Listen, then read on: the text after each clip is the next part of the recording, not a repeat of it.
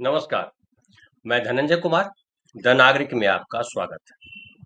बिहार से ढेर सारी खबरें हैं और ढेर सारी खबरों में महत्वपूर्ण ये है कि बिहार में जो चुनाव होने जा रहा है, उस चुनाव में क्या-क्या महत्वपूर्ण घटना घटने जा रही है। एआईएमआईएम अब जो है आमतौर पे कहा जाता था कि जो आरजेडी आरजेडी के साथ 17-18% मुस्लिम वोट, 14-15% जो है वो यादव वोट और बड़ी ताकत है जो शासन किया जितने लंबे समय तक उसमें बड़ा इम्पोर्टेंट रहा लालू प्रसाद जी के रिजीम में। जैसे मुस्लिम यादव गठजोड़ जो है बहुत ताकतवर जब गठजोड़ बना। हालांकि 2005 में नीतीश कुमार ने उस गठजोड़ में सेंध मार दी बीजेपी के सहयोग से, लेकिन वो ताकत हमेशा बनी रही। हालांकि लालू प्रसाद यादव जी पे ये भी आरोप लगे कि मुसलमानों का इस्तेमाल कर रहे हैं वो, और खास करके शहाबुद्दीन वाले मैटर में कहा गया कि शहाबुद्दीन को छोड़ दिया लालू प्रसाद यादव जी। वो अलग कंट्रोवर्सी है, उसमें हम नहीं जाते। लेकिन नया ये है कि एआईएमआईएम जो ओवैसी जी की पार्टी है, पिछले चुनाव में 2020 में 20 सीटों पर चुनाव लड़ी थी और 20 सीटों पर चुनाव लड़ने के बाद 5 सीटों पर उसको जीत मिली थी। उसके अलावा जो है जो 4 सीटों पर वो तीसरे नंबर पर रही। तो ये एआईएम का प्रदर्शन था और एआईएम का माना जाता है कि जो सीमांचल के इलाके जो है, जो बिहार के 4 जिले हैं, अररिया, कटिहार, पूर्णिया और किशनगंज, ये 4 जिले मुस्लिम बहुल जिले हैं। और बड़ा जो पिछली बार जब उन्होंने एआईएम ने चुनाव लड़ा था 2020 में, अकेले चुनाव लड़ा था। हालांकि कुछ लोगों को उपेंद्र कुशवाहा और मांझी जी को शायद साथ लिया था, और उसमें 14.28% वोट जो है, जो सीमांचल क्षेत्र के ये जो 4 जिले हैं, वहाँ एआईएमआईएम ने हासिल किए थे। इस बार जो है चुनाव गठबंधन से पहले महागठबंधन में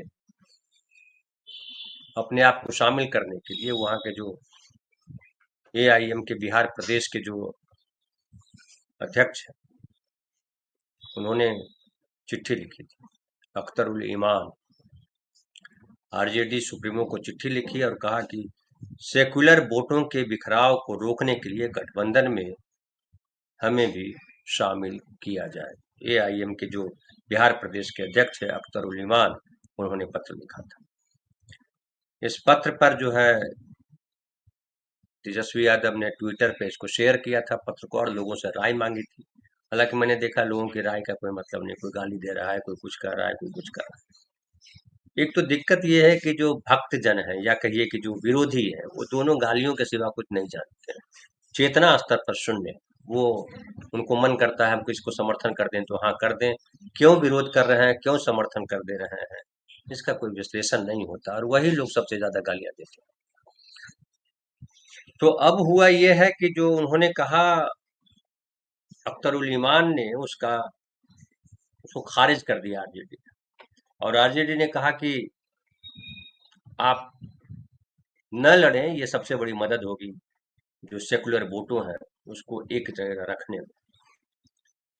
और आरजेडी के प्रवक्ता है मृत्युंजय तिवारी, उन्होंने तो कहा कि ये बीजेपी की बी टीम है एआईएमआईएम। और हालांकि पिछली बार जब जो 5 सीटें जीती थी एआईएमआईएम ने, वो सीटें कब्जा कर दी, बाद में विधायक चले गए आरजेडी की तरफ। सरकार तो नहीं बनी लेकिन विधायक चले गए, जीते इधर गए उधर। इस बार एआईएम फिर, क्योंकि पिछली बार बढ़िया वोट मिले, 14 कुछ प्रतिशत वोट मिलना मजाक नहीं है, बड़ा वोट है। और ये बात पक्की बात है कि जो एआईएम है, कि जो ओवैसी साहब हैं, चूंकि मुस्लिमों के लिए खुलकर बोलते हैं, आक्रामक बोलते हैं। उनके भाई तो जबरदस्त, अकरबुद्दीन जो है वो तो बहुत आक्रामक बोलते हैं, और जो यूथ है उनको बड़ा अच्छा लगता है। हिंदुओं में भी देखिए बीजेपी की लोकप्रियता की बड़ी वजह यही है, जो इसलिए बीजेपी ने उन नेताओं को आगे कर रखा है जो आक्रामक बोलते हैं, जो मुसलमानों के खिलाफ बोलते हैं। तो मुसलमानों के खिलाफ बोलते हैं बीजेपी के लोग तो यूथ बहुत बड़े वर्ग हिंदुओं को अच्छा लगता है और लोगों को भी अच्छा लगता है कि अच्छा है मुसलमानों को भगाया जाए। तो वही एक्शन का रिएक्शन तो होता ही है। वो न्यूटन के गति का नियम है कि प्रत्येक क्रिया के विपरीत और बराबर प्रतिक्रिया होती है। तो अगर बीजेपी या हिंदू संगठन के लोग मुसलमानों के खिलाफ जहर उगलते हैं, तो मुस्लिम की तरफ से अगर कोई जहर उगलने वाला मिल जाए तो उसकी लोकप्रियता बढ़ेगी, मुस्लिमों में खास की उसकी लोकप्रियता बढ़ेगी। और एआईएम कि नेताओं के बयान समय समय पर, खास करके ओवैसी साहब के छोटे भाई का बयान आते रहते हैं, और भी मुस्लिम नेता बयान देते रहते हैं, लेकिन इनके बयान आते रहते हैं तो वो राजनीति में जो मुर्गा लड़ाओ अभियान है वो देखिए उस पर भी चलता रहता है, चैनलों पे चलता रहता है। हालांकि जो है AIMIM के जो प्रवक्ता है वारिस पठानी शायद नाम है या कुछ और नाम है, वकार शायद कुछ नाम है, वारिस पठान भी एक है, लेकिन वकार है सब, सम वकार, बहुत संजीदा बात करते हैं, बहुत अच्छी बात करते हैं, तर्कपूर्ण बात करते हैं। मैंने जितना उनको देखा उसमें मैंने देखा कि वो तर्कपूर्ण बातें अपनी रखते हैं। तो अब लेकिन जो है ये मुस्लिम वोटों पे जो भिड़ंत है, अगर फिर AIMIM अगर आगे लड़ती है तो ये अनुमान लगाया जा रहा है कि इससे आरजेडी को नुकसान होगा। दूसरी तरफ आरजेडी की तरफ से कहा जा रहा है कि अगर AIM अगर लड़ती है तो आरजेडी को फर्क तो पड़ता है, लेकिन आरजेडी को ऐसा फर्क नहीं पड़ता है जिसकी वजह से उसको, चूंकि मुस्लिम वोट बैंक जानते हैं कि बिहार में अगर बीजेपी को रोकना है तो आरजेडी को साथ देना पड़ेगा। अगर आरजेडी का साथ नहीं देंगे मुस्लिम और AIMIM का साथ देंगे तो इससे बीजेपी मजबूत होगी। ये आरजेडी का तर्क है। अंदर खाने ये भी बात आ रही है कि AIMIM जो है 20 से 25 सीटों की मांग कर रही है, क्योंकि पिछली बार 20 सीटों पर चुनाव लड़े थे AIM। आरजेडी की तरफ से शायद 10 सीटों को देने की बात की जा रही है कि 10 सीट आप ले लीजिए, उससे ज्यादा नहीं। और दिक्कत ये भी है आरजेडी के साथ कि कई गठबंधन में अभी भी कई लोग हैं, माले के लोग हैं, वामपंथी दल और है, CPI है, CPIML है, मुकेश सहनी है, कांग्रेस है, सब ज्यादा ज्यादा सीटें चाहते हैं। मुकेश सहनी भी 50-60 सीटें चाह रहे हैं। माले भी चाह रहा है कि इस बार उनको ज्यादा सीटें मिले, चूंकि पिछली बार 15-16 सीटें मिली थी और 12 सीटों पर जीत हासिल की थी, बड़ी सफलता थी। आरजेडी को 75 सीटें मिली थी, बीजेपी को 74 सीटें मिली थी, जनता दल को 43 सीटें मिली थी और कांग्रेस को 19 सीटें मिली थी। वोट का प्रतिशत अगर देखेंगे तो आरजेडी को 23.5% वोट मिले थे, बीजेपी को 19.8% वोट मिले थे, जनता दल को 15.7% और कांग्रेस पार्टी को 9.6%। एक और यहाँ जिक्र कर दूं कि फिर इस पर भी विश्लेषण करेंगे अलग से, लेकिन मैं अभी अब जिक्र कर रहा हूं तो कर देता हूं कि चिराग पासवान की पार्टी 135 सीटों पर लड़ी थी, लोक जनशक्ति पार्टी, आर आर यानी रामविलास, एक सीट पर जीत मिली थी, 10 सीट पर दूसरे नंबर पे थे और 94 सीटों पर तीसरे नंबर पर थे। हालांकि वोट प्रतिशत 1.3 के आसपास था, लेकिन वोट जोड़ने का तरीका अलग है, उस पर हम नहीं पढ़ेंगे। तो ये स्थिति है और इसमें अगर आरजेडी और AIM आपस में भिड़ जाते हैं, मुस्लिम कैंडिडेट उतारे जाते हैं, तो जाहिर है इसका फायदा बीजेपी को मिलेगा। तो बीजेपी का एक ये दाव जो है बड़ा जबरदस्त पड़ जाएगा। अब हालांकि जो प्रवक्ता है आरजेडी के वो कह रहे हैं कि AIM बीजेपी की बी टीम है, बी टीम हो या ना हो, लेकिन आरजेडी और AIM अगर लड़े तो तय है कि बीजेपी को फायदा मिलेगा। और कांग्रेस पार्टी इस बार हालांकि पूरे जोर शोर से लगी है और चाह रही है कि कम से कम ज्यादा से ज्यादा सीटें लाई जा सके। और ये एक जो है कांग्रेस का उभार आरजेडी के लिए मुझे लगता है बढ़िया है, क्योंकि वो वोट जो आरजेडी के साथ नहीं जाना चाहते हैं, बीजेपी के साथ नहीं जाना चाहते हैं, वो कांग्रेस के साथ आ सकते हैं और इसका फायदा जो है मिलेगा आरजेडी को, क्योंकि मुख्यमंत्री तो फाइनली आरजेडी का ही बनना है अगर महागठबंधन की सरकार आती है। और हालांकि तेजस्वी बहुत जोर शोर से लगे हैं इस बार, और मुस्लिम वोट को भी ये सांत्वना मिले कि नहीं, मुस्लिम नेता को भी आगे किया जा रहा है, अब्दुल बारी सिद्दीकी को लगातार वो साथ रख रहे हैं। पिछड़ों में भी जो है मंगलजान मंडल को अध्यक्ष बनाया गया, तो अति पिछड़े समाज से आते हैं, धानुक समाज से आते हैं। तो कुर्मी के बाद जो है, जो यादव, कोयरी, कुर्मी, तीन जो है त्रिवेणी संघ कहा जाता है, उनके बाद जो पिछड़ी जातियों में सबसे बेहतर पोजीशन में है वो धानुक है, फिर कहार है, नाई है, ये सब जातियां जो है, ये मलाह है, तो ये सब जातियां जो है इम्पोर्टेंट है। अब अगर मुस्लिम वोट बंटते हैं तो जाहिर है इसका बीजेपी को फायदा मिलेगा। और इस बार बिहार में अगर अब चुनाव परिणाम क्या आएगा वो तो देखने वाली बात है। अगर दोनों अलग अलग लड़ते हैं तो कहाँ कहाँ एआईएमआईएम ने बीजे ये इसको नुकसान पहुंचाया आरजेडी को देखने को मिलेगा। लेकिन आरजेडी कोशिश कर रही है। अब्दुल बारी सिद्दीकी को मैं बता रहा था कि अब्दुल बारी सिद्दीकी को लगातार वो अपने साथ रखता है। मुझे लगता है कुछ युवा जो मुस्लिम नेता है उनको अपने साथ रखना चाहिए, क्योंकि यादव के कई नेता हैं, संजय यादव हैं, शक्ति सिंह यादव हैं, फलाना यादव हैं, कई यादव हैं जो राज्यसभा में भेजे गए और जगह भेजे गए। मुस्लिमों का वोट अगर 17% है और इसके दावेदारी है, क्योंकि ये इसमें कोई दो राय नहीं कि मुस्लिम वोट प्रतिशत बड़ा हिस्सा जो है वो आरजेडी को जाता है लगभग। मैं तो कहूँ कि यादव और मुस्लिम दोनों उनके बड़े, यादव फिर भी थोड़ा इधर उधर हो जाते हैं, लेकिन मुस्लिम वोट बैंक पूरे के पूरे तौर पर उनके साथ चिपका हुआ है। तो मुस्लिम नेतृत्व को जगह देना चाहिए आरजेडी को, ये तेजस्वी को ख्याल रखना चाहिए। मैं लगातार इस बात को कह रहा हूँ। दूसरी तरफ कांग्रेस पार्टी भी देख रही है, मुस्लिम वोट बैंक को लेकर कांग्रेस पार्टी के पास भी नजर है, और इसलिए भी शकील अहमद है और कई नेता अभी तो वो भी शामिल हो गए हैं। हमारे बड़े भाई अली अनवर साहब पसमानदा मुस्लिमों को लेकर के जो उन्होंने लड़ाई छेड़ी है, वो भी कांग्रेस में शामिल हो गए। हालांकि उनकी चर्चा इधर हो नहीं रही, क्या वजह है उसको, हालांकि बीच में उनकी तबीयत भी खराब थी। लेकिन उसमें कांग्रेस के भीतर भी मुस्लिम राजनीति को लेकर के राजनीति चल रही है, मुस्लिम नेता आपस में उसमें भी भिड़े हुए हैं। वो तमाम हर किसी के लिए, वो भले चिराग पासवान कहे nation first, Bihar first, Bihar first बोलते हैं चिराग पासवान, बीजेपी बोलती है नेशन फर्स्ट, लेकिन नेशन फर्स्ट या बिहार फर्स्ट सब सेकेंडरी हो जाता है। पहले होता है मैं फर्स्ट। तो मैं फर्स्ट में जो है वो चिराग पासवान हो या कांग्रेस के नेता हो या मुस्लिम नेता हो या कोई नेता, मैं फर्स्ट रहता है, और राजनीति में मैं फर्स्ट ही चलता है। ये सब ढोंग है। ये बिहार फर्स्ट और ये जो बोलते हैं ना लोग बिहार फर्स्ट, महाराष्ट्र फर्स्ट, देश फर्स्ट, ये सब ढोंग है, घटिया, मतलब एकदम कहते हैं कि बेवकूफ बनाने वाले शब्द। दरअसल है मैं फर्स्ट,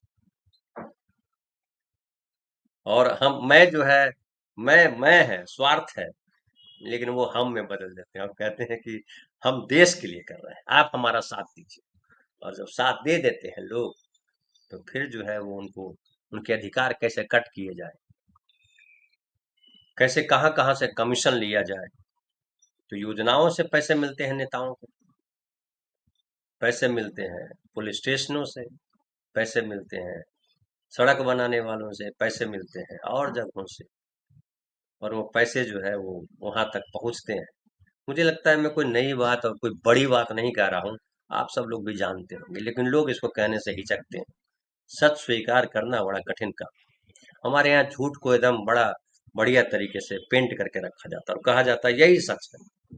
जो सच होता है वो कहीं कूड़ेदान में पड़ा होता है, झूठ को हम साथ लेके चलते हैं, क्योंकि सच को सबूत की जरूरत है, झूठ को किसी की जरूरत, अफवाह की जरूरत होती है, अफवाह तो कैसे ही फैल जाए, लेकिन सच को सबूत की जरूरत पड़ती है, और सबूत लाना आसान काम नहीं।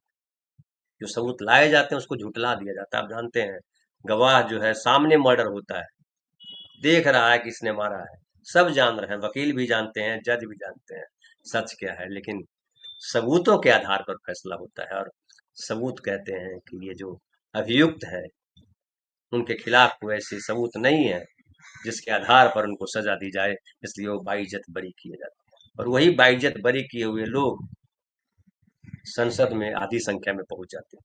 वही बाइज्जत बरी किए हुए लोग विधानसभा में पहुंच जाते हैं, मंत्री बन जाते हैं, वो बड़े बड़े मंत्री बन जाते हैं, ऐसे मंत्री बन जाते हैं जिनके हाथ में पूरी सत्ता हो जाती है। आप देख रहे हैं, हम कोई नई बात नहीं कह रहे हैं, लेकिन इसको स्वीकार करना पड़ेगा कि अपराधियों के हाथ धीरे धीरे हम चले जाते जा रहे हैं।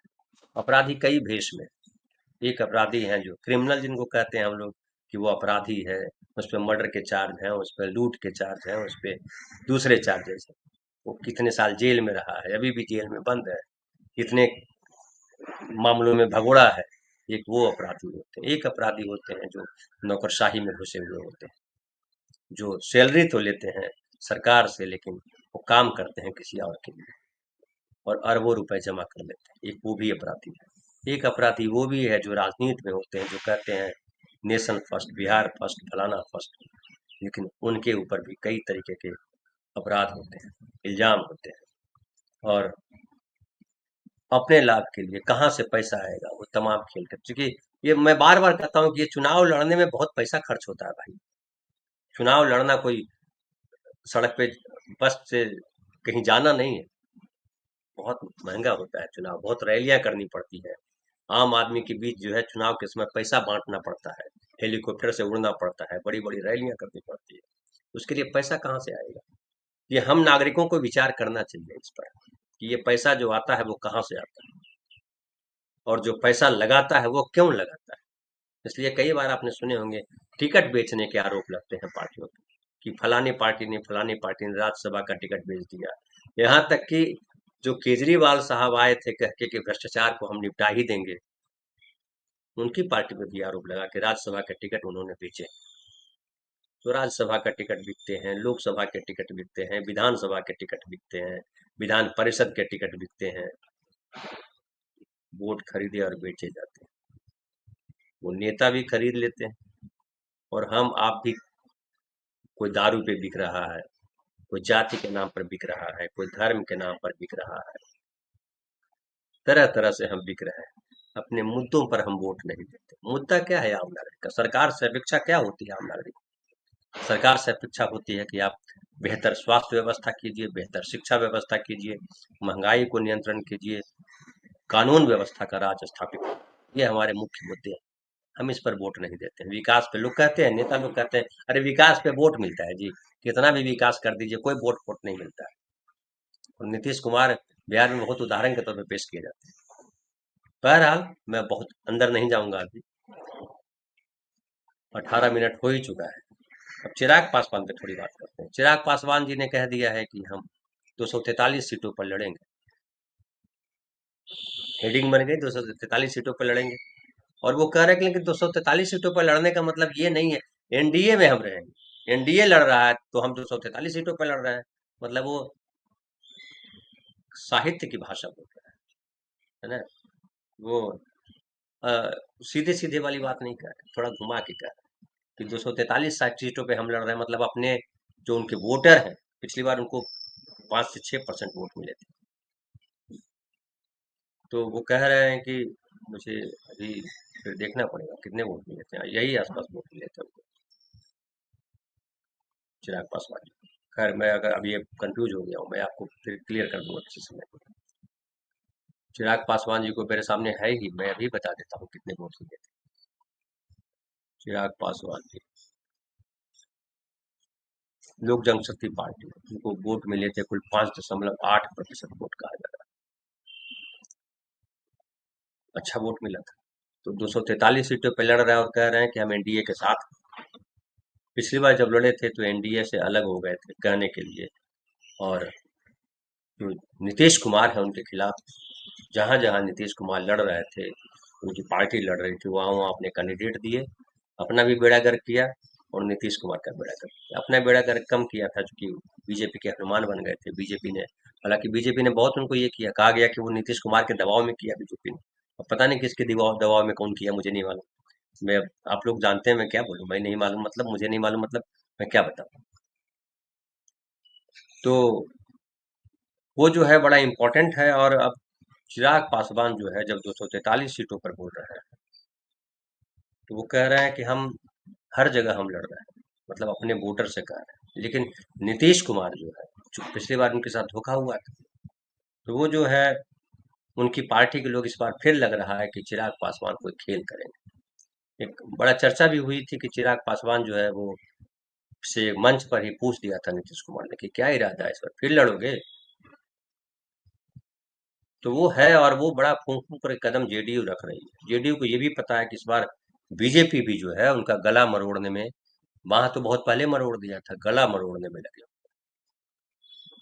तो प्रशांत किशोर कह चुके हैं कि वो 25 सीटों से ज्यादा इस बार आ जाए तो मैं राजनीति छोड़ दूंगा। अब देखिए क्या होने वाला है। और अगर ऐसा होता है तो क्या, फिर एक देख लीजिए कि जिस तरह से चुनाव आयोग का खेल चल रहा था, चल रहा है, कल भी हमने शाम 5 बजे बात की थी इस पर। वो खेल बड़ा गहरा खेल है और गडमड हो गया है। और जब गडमड होता है ना, तो अक्सर गडमड होने की स्थिति में, अराजक होने की स्थिति में पैसे वाले लोग जीत जाते हैं, ध्यान रखिएगा। पैसे वाले लोग जीत जाते हैं, जिनके पास ज्यादा पैसे हों। और सबसे ज्यादा पैसा किन के पास है, ये आप जानते हैं। तो बीजेपी, ऐसा लग रहा है कि तमाम एंगल बीजेपी के पक्ष में जा रहे हैं, तमाम समीकरण बीजेपी के पक्ष में जा रहे हैं। और ऐसा अगर होता है, बिहार की राजनीति में पहली बार कुछ अलग होगा। अलग क्या होगा आप सब जानते हैं। बहुत बहुत धन्यवाद, मिलते हैं फिर।